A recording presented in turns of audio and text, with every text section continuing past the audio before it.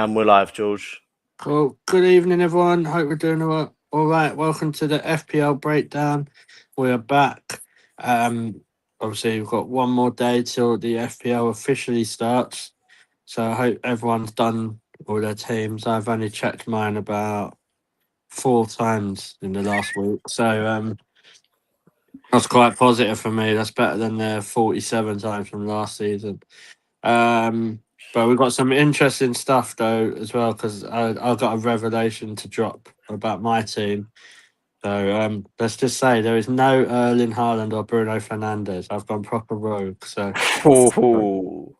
but yeah, we'll get into that. Obviously, just want to welcome our guest. So we've got making his debut, Adam. How you doing, mate? I'm good, thank you, George. How are you doing? Yeah, not too bad.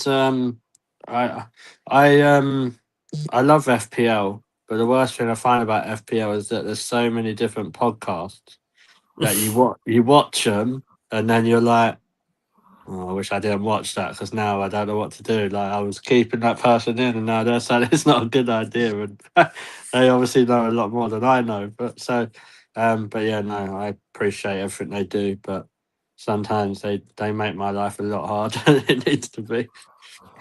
Twitter makes it even more of a challenge as well, to be fair. Yeah.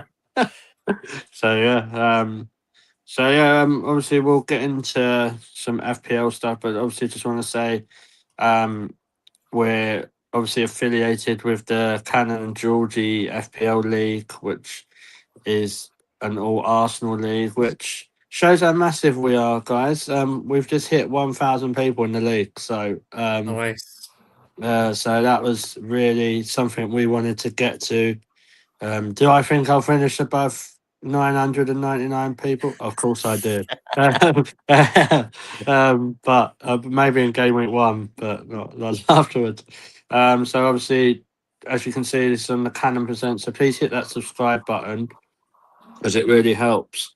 And everything we're doing with the shows, and yeah, it's exciting time at the moment. So obviously, Adam, coming to you. How are you feeling about the season so far, Jip? Like from an FPL point of view and Arsenal point of view, like is it kind of similar? Because I think the Arsenal picks this season have not been the easiest, to be honest. Yeah, I think defensively it's a tough one because obviously, unless you spend 8 million on Gabriel, you've then got to take a huge risk on whether it's going to be Calafiori, whether it's going to be Ben White. Mosquera is obviously in a lot of people's teams at the moment, but with the Consa news, I think most of them are at risk. Yeah. I'll be honest, I've got Gabriel in my team. I think if you were going for anyone else, probably at this point Calafiori. And then from an attacking perspective, I think Solis will be a great pick. I think Erdegaard's, he's looking like the Erdegaard that we knew 3 seasons ago. And at 6'5", I think he could be incredible value. The other one to watch, really, I think, is Havertz. If he gets regular minutes and starts consistently, I think he could be a good pick. Just in general, I think I'm looking forward to this season. I'm just hopeful that it goes a lot better than last. I didn't have a great season last year. I didn't particularly enjoy it, and I actually kind of gave up about halfway through. So I'm keeping my fingers crossed that this will be a better year. Yeah, I was kind of the same. Right, I was so disillusioned with it last season. I even thought I'd play my triple captain at the end of the season. But I was kind of busy that last couple of weekends. If people don't know, Arsenal are the Premier League champions. Just thought it's probably not been mentioned anywhere. So, but yeah. I'm kind of glad you said about the Calafiori pick because that's who I actually swapped Mosquera for Calafiori. So I think with the Mosquera, with the Consa news, I think Mosquera was a great pick because you thought, he's going to get a lot of minutes with Saliba being out. But now Consa's there. I think Mosquera's minutes could be a bit limited. But I think Calafiori out of them all is probably a little bit more nailed. But the problem we have now is that for one of the best defence, if not the best defence in the league, you've got a 4.5 defender and Conser coming in. Yeah, I think he's Yeah, going to be a wait and see. Yeah. I mean, he's not going to get registered in time for tomorrow anyway. And I don't think he'll play against Villa in game week 2 just because he hasn't actually played any preseason minutes yet. But if you've got someone like Luke Shaw, you could give him the first 2 game weeks and then maybe bring Conser in game week 3. Yeah, so technically, just with my team, I've got 4 Arsenal players in it because Conser's there. But I'm probably looking to take him out for someone else. I agree. I don't think Conser. I think obviously Conser will probably get presented tomorrow before the game, perhaps. Yeah, I reckon so. Yeah, and then like you've got, like you say, I don't think he's going to play in against Villa unless it's 0-0 and he comes and scores the winner. But like, that should be a bit. I don't think. We could I play think him left wing. Yeah, exactly. You never know. So yeah, I think they're good ones. Ravi, you like to talk or? Yeah, so just to fill everyone that's watching in, literally about 10 minutes before we went live, I get drafted in to do a little bit more work in my day job. So I'm currently setting up all the teams and assets and all that for this podcast that we're literally gonna be looking at any moment with one hand, and then on another screen just below what I'm looking at, I'm actually working. So yeah, I am good to talk, but just for anyone that wonders why I look super intense while we're looking at some of these teams, it's not because FPL is really stressing me out. It's because my actual job is kind of stressing me out. Yeah. Just want to say good evening to everyone who's watching. If you're watching through Twitter, I don't think we're able to see your comments yet. So if you could come over to the YouTube chat and then we can obviously talk to you there. Like I'm not ignoring you. I just can't see your messages in more than one way. um, and just want to say evening to Sam. Yeah, great start to start the evening. Good luck with your North Bank Summit show later. Yeah, so Ravi, obviously just chatting or carrying on a little bit of the chat about Arsenal. I think the Christoph Solis could be an like when we look at players throughout FPL and we think how they're a bargain. A bit like a Harry Wilson value. Yeah, I think Solis is in that bracket. I do think you get a few of those every year. Like I remember that Cole Palmer season where he started obviously at Man City at what 5.5 mil, and then like ended up finishing second on the most points that season. So I think we'll get one or two of those this season. Like obviously us as Arsenal fans, we're banking on it being Solis. And I think there's nothing that I've seen. I've watched a lot of the pre-season games, and there's nothing that I've seen that suggests that he won't be that player. Like it feels like they priced him at 6.5 because they're expecting another big player to come in on top. But if the transfer window is looking, a little bit sus at the moment in terms of elite level left wingers, we might genuinely be keeping, Martinelli, and then it'll be between Martinelli and Solis on the left wing. So if that is the case, I think he's a lock for almost every team, and it wouldn't surprise me that if that's the case post transfer window, then his ownership might go up to 50, 60, 70% if he carries his preseason form right into the main league season. Yeah, I agree. Even if we bring in a left winger, though, mate, I think he's still going to play because the way Arteta plays, he wants to rotate, doesn't he? He wants to have 2 players for each position. So even if they brought in a top winger, whoever that will be, I still think Solis is going to get quite a lot of game time. And coming to you, Adam, obviously, there's no better place to start your FPL career, is there, than like against one of the promoted teams at home as well. No, exactly. And I mean, as Ravi said, he's probably been our most consistent and our best player in pre-season. He looked brilliant against Man City. Obviously, got the 2 assists. He, as soon as we signed him, he was pretty much a lock in my team. I'm disappointed that he's done so well because now a lot of other people are bringing him in. But yeah, I think it's a good start for him. I'm very hopeful that he'll get or a goal in game week 1 just to give him that little bit of confidence to show himself that he can do it at this level. Yeah. Sam says he's watching the show so he can get some help for his team. Oh, mate, you're brave. Especially from me, not from Rav. Ravi's like he knows stuff, and Adam knows that. Well, Adam's the expert here. Let's be real. Let's be real. I'm like, if you watch the old Fantasy 606, I'm like the Chris Sutton from an FPL point of view. I just go proper weird. All right, let's get into our teams. Yeah. Adam, should we start with you? Do you want to share what your team is? Yeah, I'll get that in a second, George. Yeah, go for it. And this is where we go into. Oh, that's the wrong button.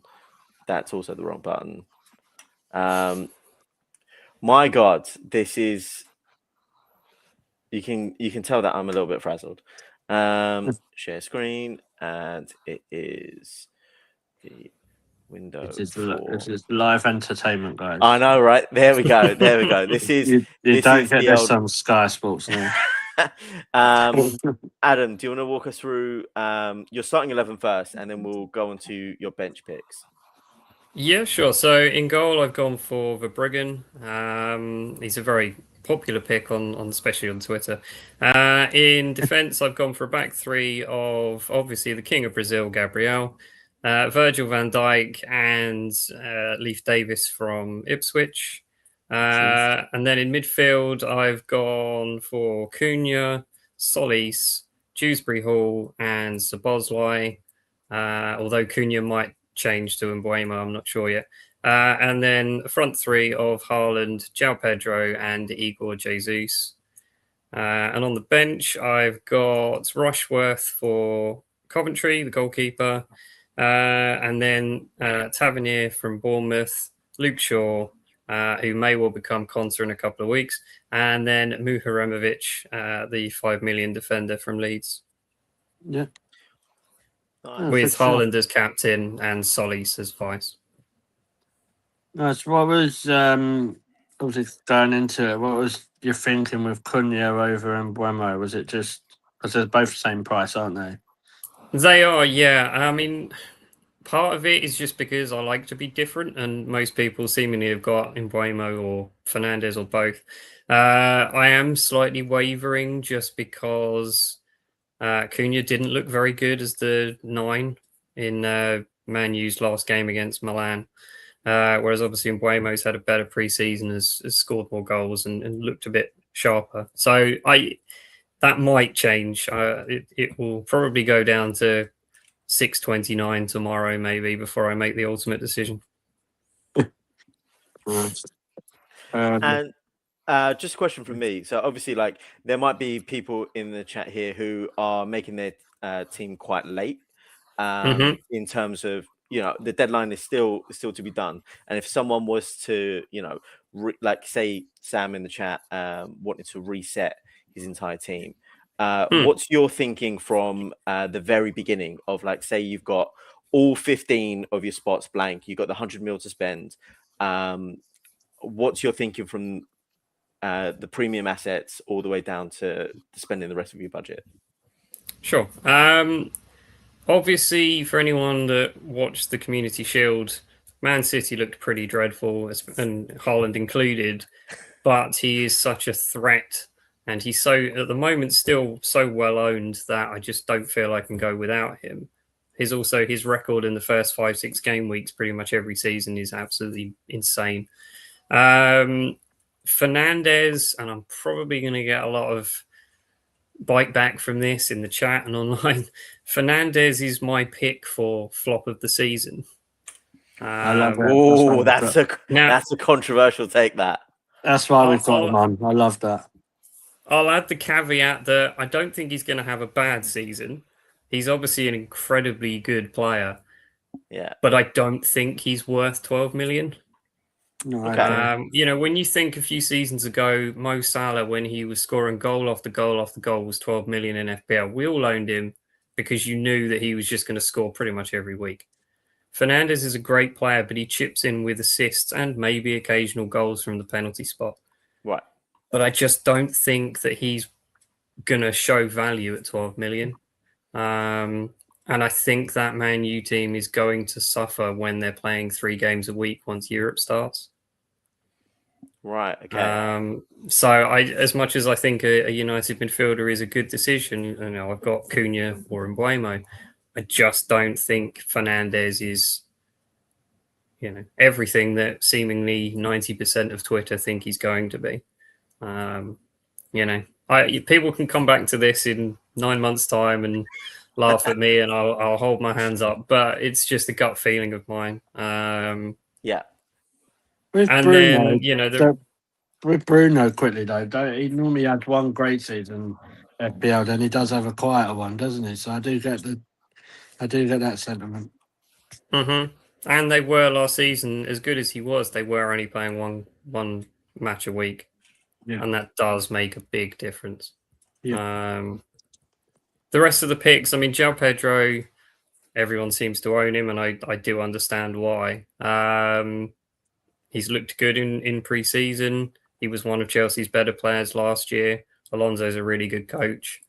There's a part of me that just wonders if the number 9 for Chelsea's curse is going to strike again.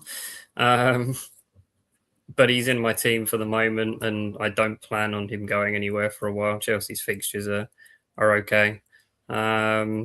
Szoboszlai, again, he's a very template pick, but I think at 7 million into that Liverpool midfield, he's a good shout. And also, I don't really rate Wirtz particularly in the Premier League, and he's 0.5 more.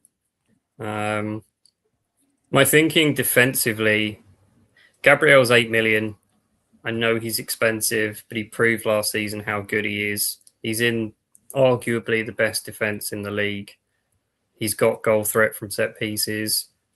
And the benefit of having him at 8 million is if Arsenal are shipping goals, Gabriel's not getting goals from corners, I can just remove him and bring literally any other defender in because I can automatically afford it.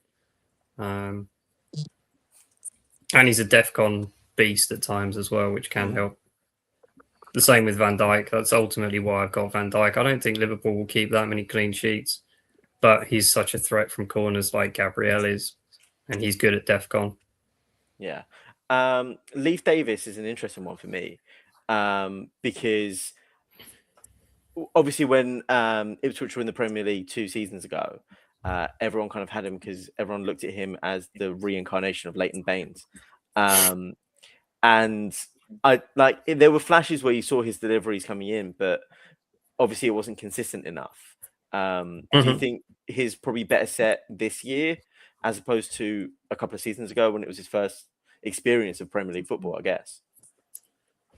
Possibly. I'll be completely honest. The reason he's there is because I needed a 4 million defender, and I wasn't excited. And ultimately, I wasn't excited by having any of the Coventry centre backs, or I think it's O'Shea for Ipswich. You know, Davis is a little bit more of a fun pick, which I like to try and do. And then, you know, I'm not going to play him every week, but if he can chip in with an assist here and there, great.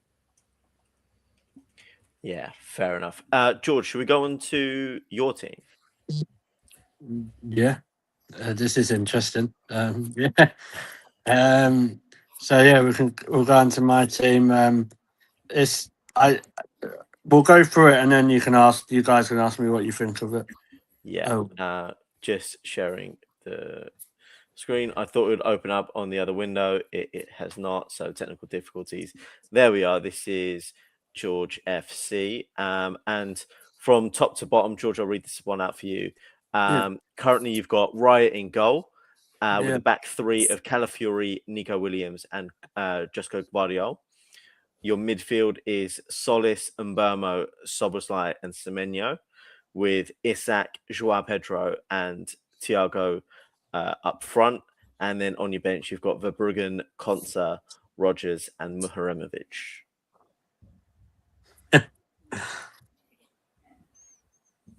Yeah, it's I know everyone's going to pick Haaland for obvious reasons, and it probably will bite me on the arse late throughout the season. But you can actually build an actual really good side without Haaland or Fernandes as well. Yeah. Rogers probably will change, to be honest. And obviously Konsa technically probably will have to anyway. But I thought with Raya, I've not been able to get to David Raya for the last couple of seasons, and I've missed out a hell of a lot. And I thought, why not? Obviously,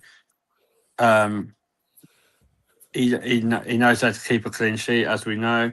And then with Calafiori, what my idea was that is how attacking he is, and Arteta normally likes to take him off around 60 to 70 minutes as well. So Yeah.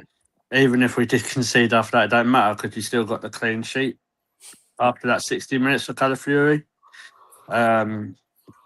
Vardiel, I just wanted someone from that City kind of defence, and I thought Vardiel was probably the better of the best of the worst. Semenyo, we all know what Semenyo is going to do with Doku being out injured. Semenyo is going to be playing on his preferred left on the left wing, so I thought that was a decent pick. In Bremo, I think like what Adam was saying, it's either in Bremo or Cunha. I think you've got like with Bremo, you've got more chance of goals and assists. I think obviously looking at Man United midfield with Yuri Tielemans rotating in and out with either Kobe Mainu or Andre Santos. So where does that leave Fernandes? Does he? I don't know. I've never really, whenever I have Bruno Fernandes, I've never really liked my team. So I've gone to for personal reason. Like I like Adam said, I think he'll do well potentially, but I don't think he ain't worth 12 million for me. Because like Adam said, I compared him to when Salah was playing. Bruno Fernandes doesn't do what Salah was doing. No. And what tipped it over the edge? He missed 2 penalties in pre-season, so I was like that gave me. I was to satisfy my own beliefs in my head. Isak, I think, is an interesting one because like he's the only fit striker they've got. Especially if Cody Gakpo goes to Spurs. Why do you want to do that? I don't know, but and then obviously Ekatike is injured, so a lot vocal points are going to go through Isak, and I honestly think Isak could be someone people are sleeping on. If he stays fit, he's like with the Liverpool game, he could get a couple of goals, 2 or 3 goals at the start of the season. Thiago, I'm shocked with, if I'm honest, because I'm surprised not more people have got him after what he done last season. I've not really seen many people with him in their like teams, so yeah, we'll see. And plus, he's got a good team to start off against with Spurs, I think. So, Nico Williams, I think I said it on the last show. Obviously, we're seeing a Nottingham Forest team with Glasner in charge now. I'm wondering if Nico Williams, because he was very attacking, could fall into the kind of Munoz role, what he had at Palace. And I think if that is the case, if Nico Williams does become that, 5 million for someone who does that is, like you said, Adam, it's that fun pick. So yeah. So there's a couple of things I probably will change. Like the problem is I've still got a bit of money because when you don't have Haaland or Fernandes, you have so much money. So Rogers was just someone to put into that midfield, but then the problem you have is you can't. The way I'm playing, I can't play all of them. So, yeah. What do you guys think? Yeah, I like it. I think it's really well balanced. And I think obviously not having any players like Haaland or Fernandes, who are the two above 10 million, you've been able to spread out that money really, really well, and kind of have like 15 really good options. So your rotations could work pretty well. I guess the obvious question is when Conte signs for Arsenal, you'll have 4 Arsenal players, and you will be forced to make that transfer. Of the 4 of them, then, so between Raya, Calafiori, Conte, and Solis, which one are you taking out? I wish you weren't going to ask me that. Just to buy me a bit of time. Evening, Darius. Hope you're good, mate. Drop your team in the chat, Darius, and obviously and Sam, and we'll talk about that as well. And if anyone else is watching, come and say hello and drop your team. Right. What Arsenal fan am I getting rid of? It's probably going to be Consa. Right. I can't get rid of Raya. I'm not doing that. And everyone keeps saying people sacrifice Zolis. I think that's nearly on the verge of stupidity. Like you've got a left winger who's been doing what he's doing in pre-season, and people are saying, "Oh, yeah, we'll take him out when he's playing against Coventry at home." Or maybe the Aston. Well, I was going to say the Aston Villa away game would be a lot harder, but they've been obliterated, haven't they, with losing players. And then, so I don't know. I might wait for Concert to, because I don't we all said, I don't see Concert probably at least featuring properly until game week 3. Yeah, I think that'll be the absolute earliest, in my opinion. Yeah, and I'm planning to do a wild card probably between game week 3 and game week 6. So there could be an opportunity for him to come back in there. We all know what Calafiori's injury record's like, so as well, just bear that in mind. So while we can play, I will. Well, also my plan is because I said to George Ravi, didn't I? I was really tempted with a bench boost really early on, and with that squad, I think I could get the most out of a bench boost like that. Yeah, I don't think you get the best out of a bench boost if you've got Gabby, Fernandes, and Haaland. Personally, because I think you just pick. Everyone has their different ways of doing it, which I respect and appreciate. But some people just pick an 11, and then you see their bench, and you think, "Oh, I didn't even know half these players played." But if you get an injury, then you're kind of screwed, aren't you? I'm not actually so convinced on Vardy out, to be honest. But I think it's because the way I watch City. But a question I'll ask you, boys, a question I asked FPL Harry on Twitter. Who would you say the top 3 5.5 million defenders are? Because apart from Calafiori, because there's a couple, isn't there? There are quite a lot, yeah.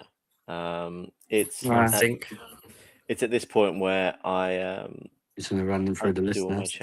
Yeah, I am actually gonna.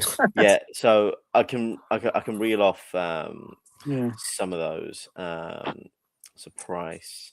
So there's a lot of players at 5. It's a lot of a drop, though. What I mean, you look at Gabriel. Yeah. Which obviously, do I think he's worth 8 million? I love Gabriel, but I would have rather him been 7, because I think that little bit of an edge. But 8 is a lot. But his price is what he does. You know what I mean, for year after year. But then if you go back down, it's normally Van Dijk's the next highest, I think, and O'Reilly at 6.5. Which yeah, along with Timber down as well. there. But if you look beneath them, there's a lot of defenders there who I think could match Van Dijk and O'Reilly for points. Yeah. The only other 5.5 million player that I've got in my team, and this is where I segue nicely into the team that I have, is where has it gone? This team here.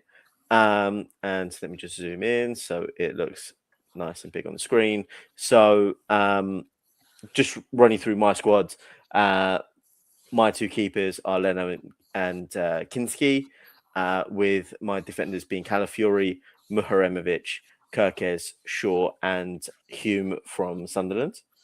Midfielders, Iliman and Jai, Sobosai, Foden, Bruno Fernandes, and Crystal Solis, with my forwards being Haaland, Igor Jesus, and Brian Brobby. Yeah, I have PFSD. I call it post Foden stress disorder. Yeah, I mean, Yeah, whenever I pick him, like when he does like loads of stuff, like oh yeah, like 10 pointers, 12 pointers, pick him. And he gets like 1 point because he comes on for the last 20 minutes. I'm like, mate, go, you're annoying. yeah, I do think a lot of the rotation is going to stop with Maresca being in charge. I think he was pretty consistent with a lot of his teams back when he was Chelsea manager. One thing I will say about that is something I saw earlier. I don't know if you guys see it, but apparently they're going for Nicholas Jackson. That's a surprise. Yeah, I'm not saying that. Like, don't shoot me down or clip this. I'm not saying that Erling Haaland gets dropped for Nicholas Jackson. But what my that'll save us a lot of money. Yeah. But what my point is, like, I'll come to you, Adam. The biggest question I have about it is why? Why?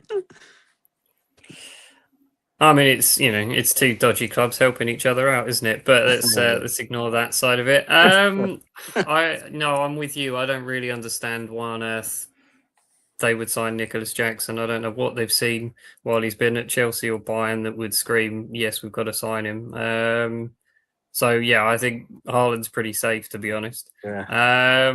Ravi, in terms of your team, what is your thinking with Foden? My thinking was, I know Maresca likes to play a number 10, like a sole number 10. And that's where you saw Cole Palmer have a lot of success in that Chelsea team. So my thinking was, I wanted to see who played there in the Community Shield game. Obviously, I know he didn't have the best performance, but he's the one that was picked to fill that sole number 10 spot and the ability to just roam around and do what he needs to do. And I think that's where Foden plays his best football. Obviously, he couldn't do that against Arsenal, which, to our delight is, the important thing. But he was the guy that Maresca picked. So that's my thinking there. He is, in my opinion, out of this midfield, the most expendable person. And for me, part of that goes like, what are the options in midfield that are in around the sort of like 6 million mark, where I can then put a little bit more investment to maybe upgrade Igor Jesus or Brian Brobby. And that's kind of my logic there. And sort of like, he's quite cheap. If he hits off, he's quite cheap at 7 million. I don't think he will. But again, it's a big if. It's a big if. And with Szoboszlai's price, I think there's more guarantee of Dominic Szoboszlai to bring home points than Phil Foden. Yeah, I agree. Yeah.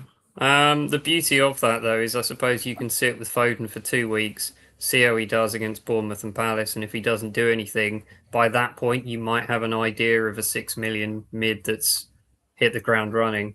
And you can just downgrade him for that. I think my other question with that team is it's a very good team, and you've spread the money out really, really well. I think my concern would be if you're not bench boosting early, you're going to have a benching dilemma every week. Yeah, and that's kind of one of the things that I looked at, where if I just pop over to pick team, look at it as a list where it doesn't show me the colors, great. In terms of this team here, and let me zoom out a smidge, and this is such great content of me navigating and going in and out of a screen. Looking at game week 1, I think it's a pretty good team all round. I could be tempted to bench boost game week 1 because you've got some big plays in big games like Calafiori and Solis against Coventry, Foden Haaland against Bournemouth, obviously Brobby and Hume against Ipswich as well. Fernandez against Hull. So there are options kind of here that allude me to that kind of thinking. And even some of my more fringe plays in terms of, say, Igor Jesus or Mihremovic, Leeds at home for Forest and, well, conversely, Forest away for Leeds isn't a bad fixture. And even if one of them blanks or if one of them gets points, that's still a relatively good return. And, just touching back on the 5.5 defender situation, Milos Kerkez was a big So he was player going in in and out of my team. Yeah, because again, he played his best football under Iraola at Bournemouth, where he was just surging up and down that left wing. And if he can replicate the same thing under Iraola for Liverpool, then he's going to be a great asset in my opinion. And I'd rather him be in my team at 5.5 million than when it will say if and when he does kick off, then he might bump up to 6 million and then becomes a bit unaffordable unless you take out one of your Arsenal defenders. I'd say for me, I could swap him for Vardy. Yeah. So that's more, it's like, for me, like, I try and do it like, so with the defence I've still got a little bit of money left as well. So I could even get away with having 3 5.5 defenders. It was just Kirk. I've honestly not watched enough of Liverpool to know if he's going to be any good. So that's more like, is that the one I wait for? I'm not sure yet. Yeah, I mean they've been pretty shaky in pre-season, but it's one of those things where it's like you look at it and say, I don't really pay much to look at us. Yeah, I mean before the Community Shield, like yeah.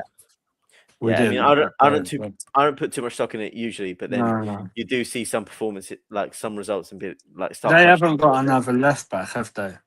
Not that I know of. Well, no, they've got no, they've got the Greek dude Tsimikas. Oh, is he still there? Jesus. I think he's still there technically, but they might try and sell him. I can't see him.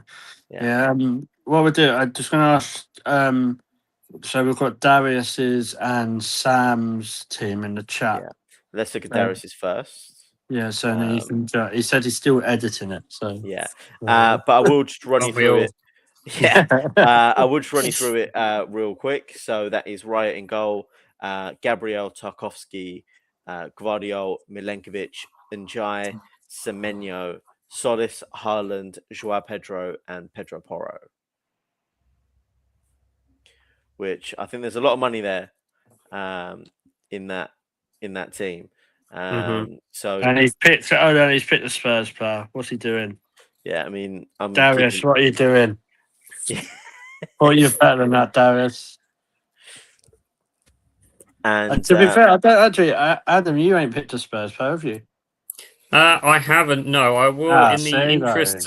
In the interest of honesty, Kinski was in a lot of my drafts for a while. However, that's why I've now got Rushworth, because I actually think that Rushworth and Verbruggen rotate quite well. Good answer. Yeah, I might consider that myself. In all honesty, it's not peer pressure, nothing, Ravi. We've not got a gun to it. Like, don't pick those Spurs players. I mean, I was wondering what that thing was behind my head. So it's really funny. So when we were doing the draft, Ravi was like to me, "There is Richarlison." I went, "No." He went, "But you picked no strikers." I went, "There'll be 3 other strikers." Right, he went, and then he was like, "There is Richarlison." I went, "I'm not doing it. I'm just not." I kept on saying it, and then I ended up picking Richarlison last pick. Yeah, I'll probably end up playing like I've got strikers that'll probably get 3 goals between them all season. But we'll run through the draft situation in a little bit. What we'll do is just take a quick look at Sam's team that he's put here as well. So he's gone Raya, Van Dijk, Nico Williams, Gabriel, Solis, Xhaka, Szoboszlai, Mbermo, Thiago, Haaland, and Joao Pedro, and caveats that and says he's got a terrible bench as he wanted all of his money on his 11. And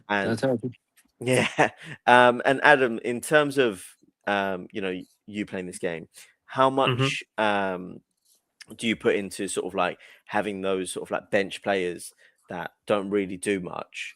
I say don't really do much, don't really get involved with much, just to enable you to get more points elsewhere. Do you sort of co-sign that theory of just like get a good 11 as well as good as you can, and then just keep a sort of like dodgy bench?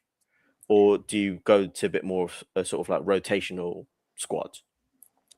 It's probably a bit of both, really. I mean, as I said earlier, I've got Leif Davis at 4 million just because it's always good to have one 4 million defender that at least plays. If the worst comes to the worst, he can come on and get you 2 points or something like that. I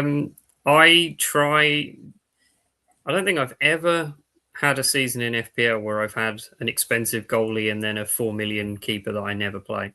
I normally rotate my goalkeepers around, which I probably shouldn't, because 90% of the time it doesn't work for me, but I do it every season. And then I try and have a cheapish midfielder or a cheapish striker that it probably isn't going to play. And then once my team value's gone up a little bit after a few weeks, if I then want to upgrade them, then I can do. That's normally how I try and play it. I've got a question. Obviously, Catherine's just put her team in. We will read that. Well, one person, Ravi, I'll start with you. One person I've not really seen that much, and I know he had a bad season last season, is Kyle Palmer. Yeah. I thought I'd see more Palmer teams because he's had the whole summer off, hasn't he? If he has had an injury, he's had that time to recover from that. Do you think that's something people are just waiting to see how he starts the season? Like, obviously, when you've got Rodgers and Palmer in the same team, it's a very attack-minded team, isn't it? But it is, and I think it's that Arsenal game in game week 3 that is kind of stopping people going with it. And also, I think with new managers, just generally, it's difficult to see how these how a lot of the players are actually going to play and how they're going to fit into the system. So I think it's going to be one of those things where first couple of game weeks, maybe you take the risk and play them against Fulham and Brighton. Sorry, after the Arsenal game, if he has done a few little had some flashes at least of some good performances, then I can see his I can see him getting into some squads, especially if, say, like Bruno Fernandes doesn't do anything against the newly promoted sides that he really should do. And I think I think we'll see a lot of people going from Fernandes to Palmer at some point in the season. Yeah. No, so, just want to say, Sam, thanks for tuning in. I know you've got to get ready to do the show. Good luck with that. Just want to say evening to Liam as well, evening to Pete. Good to see you guys in. Obviously, drop your teams if you want us to go through them as well. So we'll go through Catherine's and then we'll move on to the FPL draft. It's good seeing everyone in the chat, guys. We really appreciate that. We always say you guys make the show. I can only talk so much crap to Ravi and Adam, so they're the experts. Yeah. So Catherine's team, Pickford in goal with Gabriel, O'Reilly, Calafiori, and Luke Shaw. Solis, Bruno Fernandes, and Burmo, Njai, and Brobby. Dominic Calvert-Lewin, and then on her bench with Rovs, Isak, Sobosai, and Van Uwijk. Adam, I'll come to you about that team because it's always been something for me. Like, obviously, we know Arsenal are brilliant, and we're not biased at all. But not in the slightest. Do you ever get a bit nervous when you when you play a double defense, or say like a Calafiori and a Gabriel, because all it takes is you to concede, and then that's kind of wiped out, isn't it? Or do you think that works differently when you've got people like Gabriel and Calafiori because of the DEFCON or attacking option they have? I think I can totally understand why people do it. I know my handle on Twitter is FPL Maverick, but I am very, very hesitant to ever have two defenders from the same team, even as good as Arsenal are, just because, as you say, all it takes is 1 second for a goal to be scored, and then you've lost a potential 12 point or 8 points. from your two defenders. So I try not to do it, but I totally understand why. And I think if you were going to have two Arsenal players or two Arsenal defenders, at this point, it probably would be Gabriel and Calafiori. I was reading through that team and thought this is a really, really strong team, and then was waiting to see Haaland and didn't see it, and now I understand why it's such a strong team. Yeah, I was looking at it going like trying to do the mental maths in my head, going like that doesn't add up to 100 million there, and then it is the lack of Haaland. I know you can. It's the problem though, isn't it? Like obviously you know what you're getting with Haaland. But if we go to last season, yeah. You know what you're getting with Haaland, but he did go a few weeks without scoring. So, and I think there's going to be times throughout this season when that happens, and people are going to be sitting there thinking, "Oh, that's a lot of money that is not returning for me." Because realistically, for that sort of money, you're wanting double-digit points return all the time, aren't you? Mm-hmm. Oh, definitely, Right. definitely. So if Haaland only gets you like 6 or 7 points. I don't think that's justifiable, really. No, I do think that there's an element of FOMO, though. I think a lot of people, myself included, have got Haaland just because they fear that he's going to do well, and so many people own him. I think that's the biggest thing. I think my main question to Catherine would be, what's your plan for getting Haaland in? I mean, in game week 3, I think Man City have got Coventry at home. If I didn't own Haaland for that, I think I would be hiding behind the sofa. So yeah, I think that would be my main question. Like, what's the plan to bring him in if he does start playing well and scoring goals and City look decent? Yeah. I mean, she's put a little comment here saying that she thinks he could struggle at the beginning of the season. He played and went far at the World Cup. Last year, he started off with a bang, but also he didn't play in the Euros. And I think the World Cup fatigue could be a massive factor. Obviously, we've not seen much of Rice or Saka during preseason, so we're expecting them to get rested in at least the first game of the season. So, do you think we're going to see that across a lot of the big teams as well? Is that to me? Yeah. I think so. I mean, the one caveat I'll add with Haaland is he doesn't really run around a lot, so he might not be as physically tired as some of the other players, like the Declan Rices, for instance. Yeah, I do think there's going to be some rotation, certainly for the first couple of game weeks, and that's why. Also, I'm surprised that a lot of people, not so much the people in chat today, but just teams I see on Twitter, have got double Man U midfield, for instance, or double Liverpool midfield. I get that the fixtures are decent, but none of the teams are fully fit and firing. And I just think it's too much of a risk to have two of them. Yeah. So because I do think that there is going to be rotation. Some people are going to come off after 60 odd minutes. Some people might get benched randomly. Obviously, as you say, Rice and Saka probably aren't going to play game week 1. Who knows about game week 2? And I do think that some of the bigger teams like the Liverpools, the Man U's, the Chelsea's, it's going to be hard to know who's going to play and who's going to get those guaranteed minutes, certainly in the first few weeks. Yeah. I think you've got a lot of short-sightedness, though, haven't you? Like you're with the Man United game, you see who they're playing, and too many people automatically think, "Oh yeah, Man United are going to batter them." And then you see a 1-1, and you're like, "Oh," because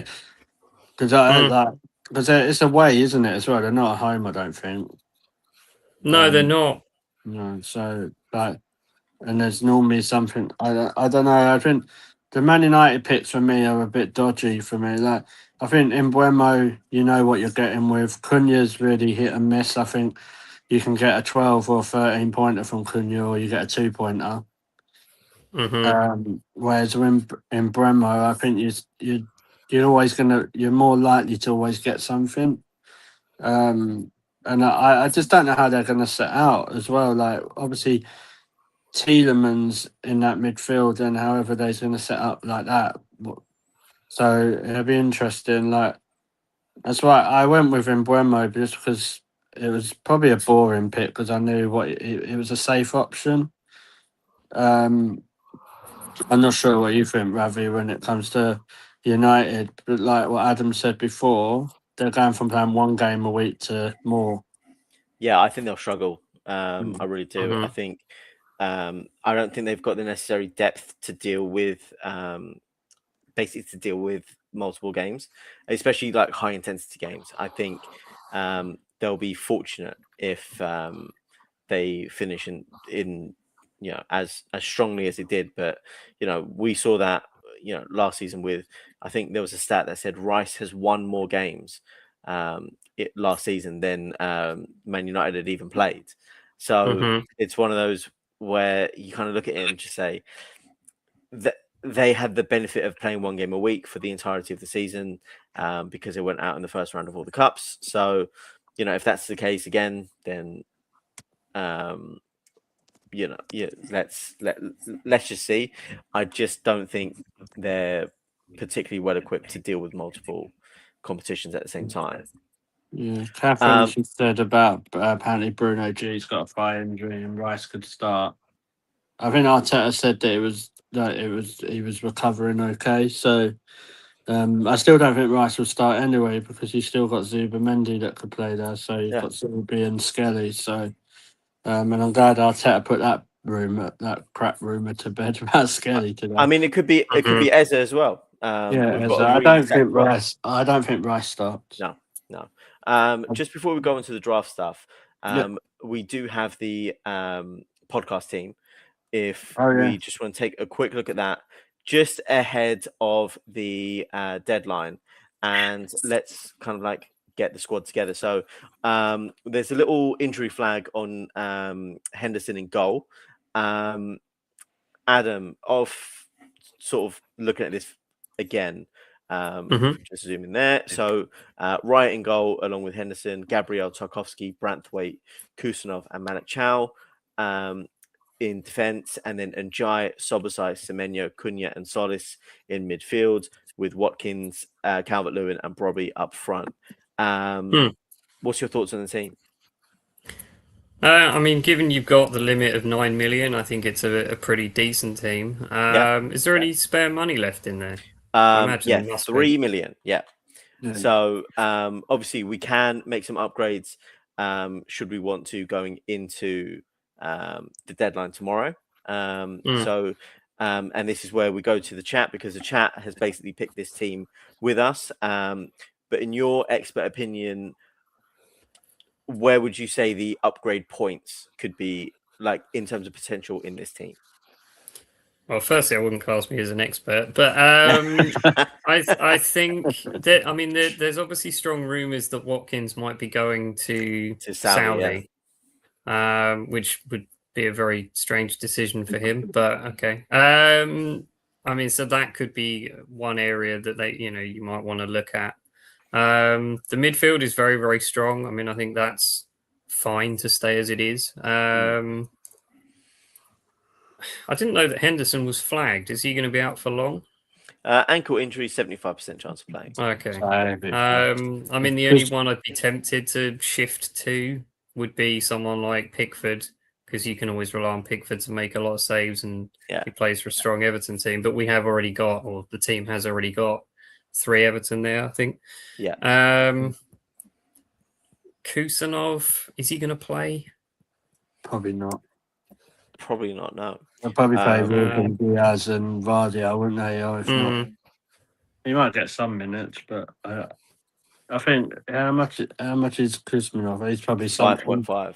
Yeah, you think you could bring in someone like obviously they could upgrade him to at least a 6.5, and then you still got 3 million. Yeah, I mean, you do have the options of, say, let me just do this by price. So the options of Virgil van Dijk, Nico O'Reilly at 6.5. Then you've also got Lacroix, Gehi, and Senesi at 6. So there are options that we could. If you want Kuzminov replaced in the chat, obviously in the next few minutes, just write what name you want to, and we could probably do that if that's what people decide. But obviously, it's got to come from you in the chat. So obviously, the choices are who Ravi just said. So between Van Dijk, O'Reilly, Lacroix, and Gehi, and Senesi if we want a Spurs player in there as well. In terms of, so Catherine said Liverpool defender, probably Van Dijk. So do you know what? Let's do that now. Question We'll go made. Van Dijk in. And Eve, and question number 2 is, would you replace Jordan Henderson? That's really thrown me off. Would you replace Dean Henderson with another goalkeeper as well? I actually quite like the look of Van Dijk in this team as well. I think he could be a solid option for this team, and we've still got 2 million to play with in future game weeks if we wanted to. So let's just confirm that, because I'm conscious of time. And the team itself will look like this. In terms of captaincy choices, Adam, would you like to do the honors of picking the captain for this week? Oh,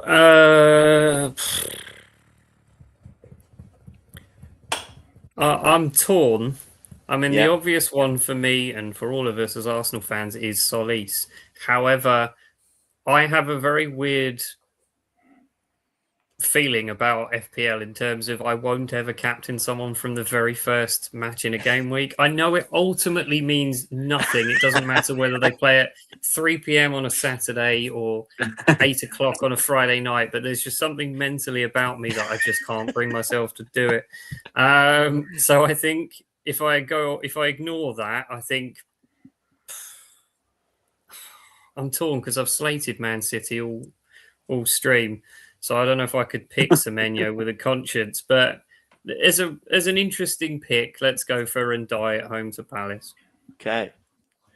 Excellent. And a vice captain is currently on Raya, but I'm just going to chuck it on Cunha just because I know who. I have the same thing as Adam, so I wasn't planning to captain any after that. So I was planning.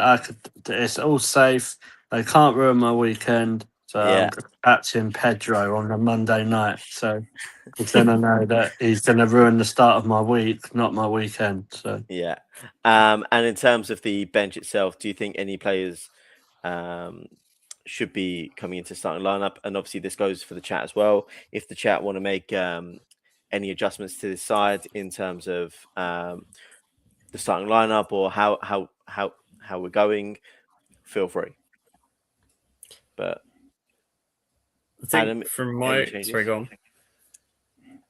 No, I was just going to say, hand it over to you and just say, who would you bring into the starting lineup from the bench? I think the only one I would be tempted to swap, because ignoring the Saudi rumours, Watkins hasn't played a single minute of pre-season. Right. Yeah. So the only one I would really be tempted to do is perhaps bring Szoboszlai in for Watkins and just play a 4-5-1. Yeah. Interesting. Yeah. And we can save that team. And currently, this is how it's locked for game week 1. And I'm very excited to see how this team does. Obviously, we've got the head-to-head league, which we've called FPL Breakdown Co. For lack of a better league name, between George, myself, and the podcast one. But yeah, just a quick note. So just a bit of an update on that. I'm actually gonna kind of no one really knows this. I mentioned it to Ravi, but I'm not sure if you saw the message. So I'm actually gonna go really, really rogue all season, and I've promised myself that I won't pick Erling Haaland at all this season. Okay. So why not? You know what I mean, have a bit of fun. Yeah. So it's me can't pick Haaland against you, Ravi. That does have Haaland and captain for game week 1. Yeah, so we'll see. We'll do it for the whole season. See who wins at the end. But when I don't know, when Zolis is like over 100 points more than Haaland, I can say that. So yeah, that's something we're gonna do. Yeah, I think it's fun. Yeah. And I know we've just hit the 1 hour mark and we've gone into 8 o'clock. George, do you want to talk about draft, or should we leave that for next week? No, we can quickly talk about draft. I'll let you go into it and if you just do a brief summary of what we've done. Yeah, will do. So, if you've not played the draft mode before, basically each player can only be picked by one user really, and we between the 8 of us we did a draft, and this is what my team currently looks like, and I'll walk you through it. Pickford in goal with a back four of Hincapié, Mascara, Gvardiol, and Hume. Cunha, Doku, Ismail Assar, and James Maddison in midfield, with Richarlison and Brian Brobby up front. On the bench, Allison, Branthwaite, Scott, and Evan Nilsson.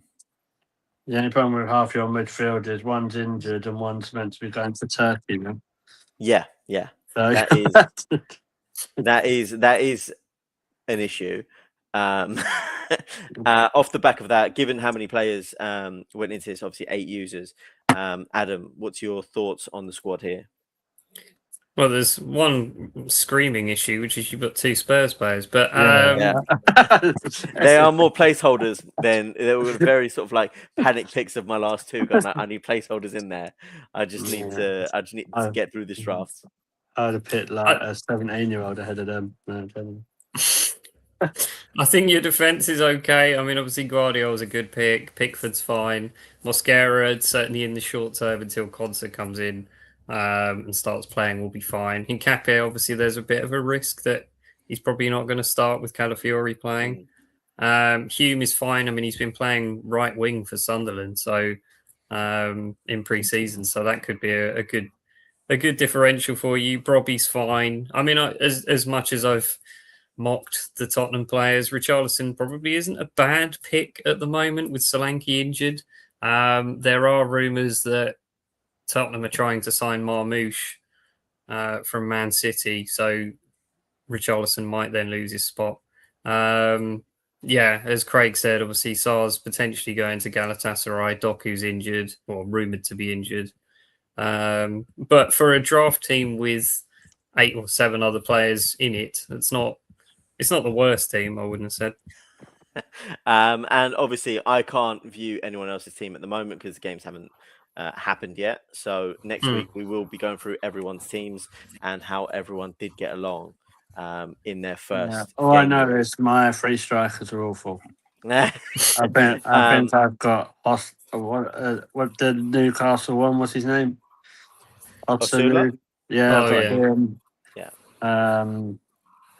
I honestly can't even remember who else I had. I think it was someone I forgot to pick strikers. So, but yeah, we'll see. We'll just review everyone's team next week on the show.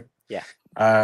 Obviously, over the hour mark, don't want to keep you much longer. So, just want to say thank you to everyone in the chat. All your input's been amazing. Like, we really appreciate that. Remember to hit that subscribe button and share. Obviously, we've still got the Cannon and Georgie FPL League. If people haven't joined yet and still want to join, over 1,000 at the moment. Bit surprised and shocked about that. I never thought we'd get that much, but I think that's amazing work from everyone supporting. And then we just want to say, Adam, really thank you for coming on. You've been absolutely brilliant. So I hope you come back again. Yeah, no problem. Thank you for having me. No problem. Enjoy having guests on, and you've been brilliant.